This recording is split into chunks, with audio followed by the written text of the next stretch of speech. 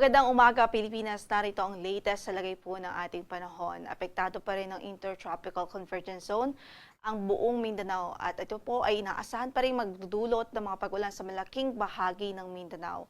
Samantala, yung Northeast Monsoon o amihan ay patuloy na nakakaapekto sa Northern Luzon o Hilagang Luzon, habang yung Easterlies naman ay nakakaapekto sa natitirang bahagi pa ng ating bansa.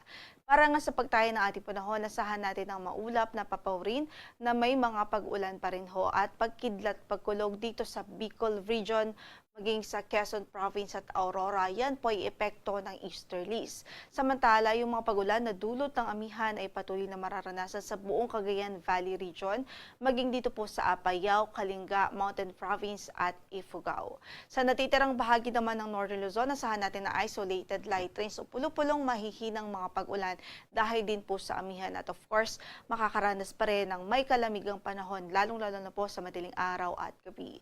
Samantala sa Metro Manila at natitirang bahagi pa ng Luzon, asahan natin ang bagyang maulap hanggang sa maulap na papawirin. May chance na lamang ho ng mga localized thunderstorms, lalong-lalo na po sa hapon at gabi.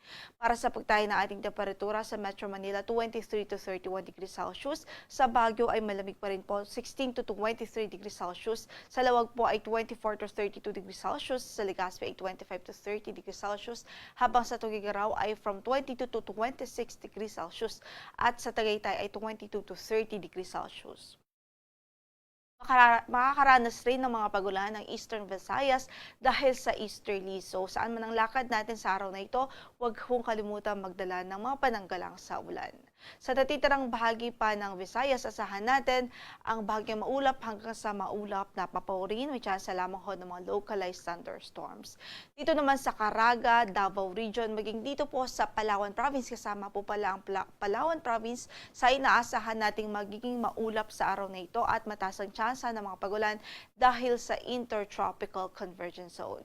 Sa natitirang bahagi naman ng Mindanao ay bahagyang maulap hanggang sa maulap ang papawirin at kung may mga pagulan man po ay mga isolated lamang po o mga localized. So hindi po ito widespread o malawakang mga pagbuhos ng ulan. Pero dito sa eastern section ng Mindanao at sa Palawan Province ay inaasahan natin ang mga pagulan sa halos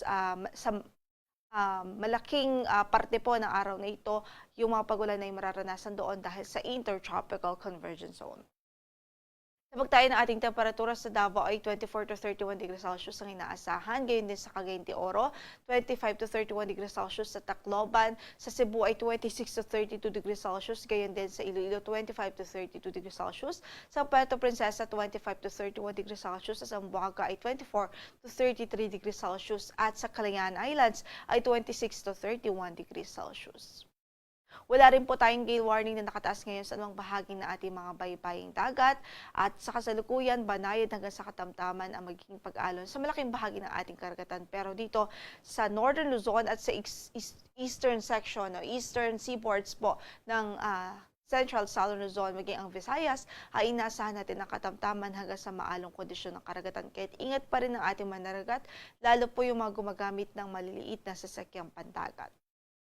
Ang sunrise natin today is 6:15 in the morning at lulubog